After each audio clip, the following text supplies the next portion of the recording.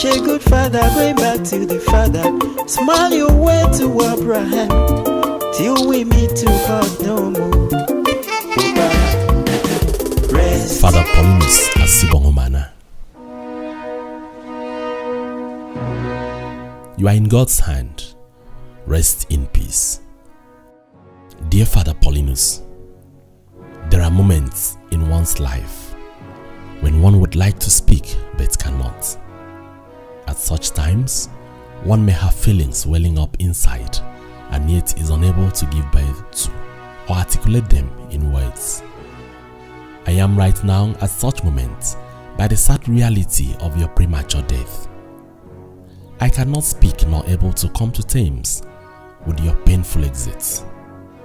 Nothing betrayed your imminent departure as we spoke at Christmas and in the New Year, loving and calling ourselves our pet names.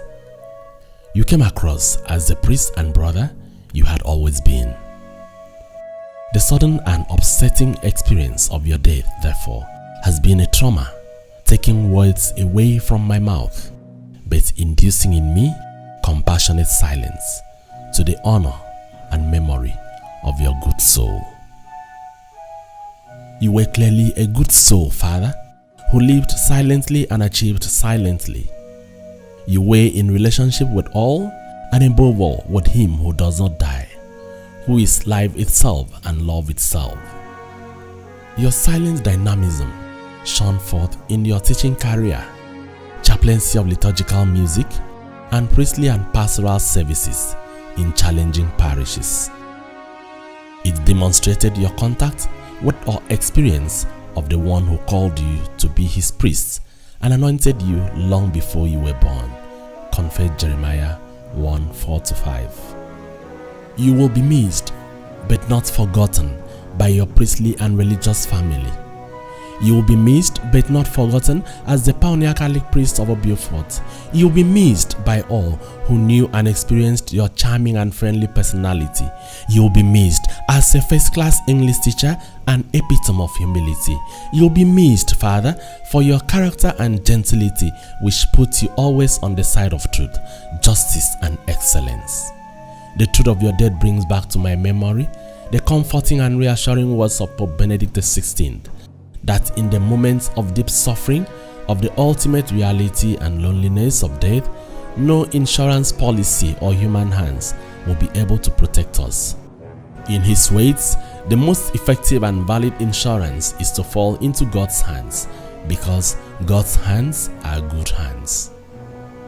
Father Paulinus, we are consoled that you fell into God's hands at the time of your suffering and illness. You fell into God's hands at the thought and anxiety and fear of your death.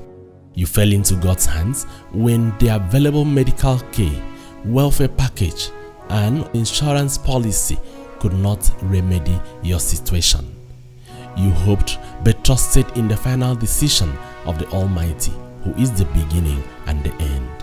And you did not doubt the love of the one who has good hands, but openly declared that you were ready to fall into His hands and be at rest.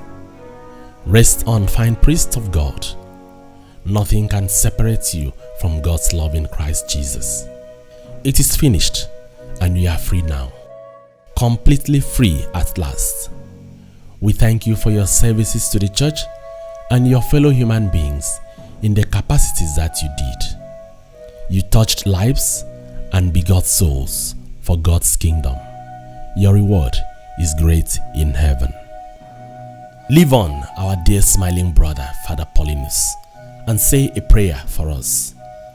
The Presbyterium of Uyo bids you farewell. With God, life never dies.